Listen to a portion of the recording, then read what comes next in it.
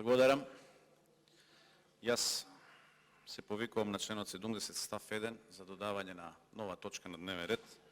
Додавање на точка на дневен ред измени и дополни на Законот за внатрешни работи, кој што ни е поднесен уште на 6. мај оваа година. До денеска не е ставен воопшто на дневен ред. Иако не очекувам дека партијата на власт ќе даде поддршка на овој предлог, значи тоа е партија која што цел период на своето постоење работи против Македонија и против македонските национални интереси. Не очекувам дека партијата која што изнаоѓа начини и прави обиди да преку председателот на собрание избегне народна одговорност и да се соочи со народот на еден референдум или на превремени парламентарни избори. Не очекувам партијата која што го менува уставот секогаш кога тоа ќе го побараат некој од надвор и работи за туѓи интереси, а не за македонските национални интереси, дека ќе даде поддршка на овој предлог.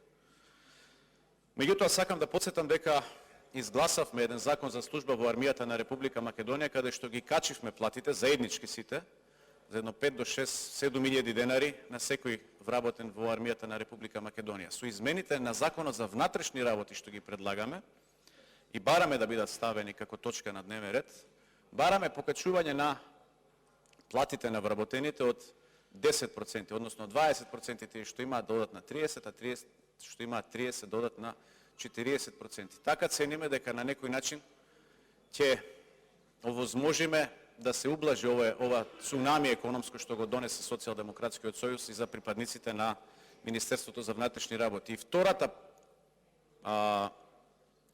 промена што ја предлагаме во Законот за внатрешни работи, тоа е одземање на ингеренциите на Министерот за внатрешни работи, односно да запре неговото дивење и самоволија во Министерството за внатрешни работи, каде што се унапредува вработени по 3 скалила одеднаш.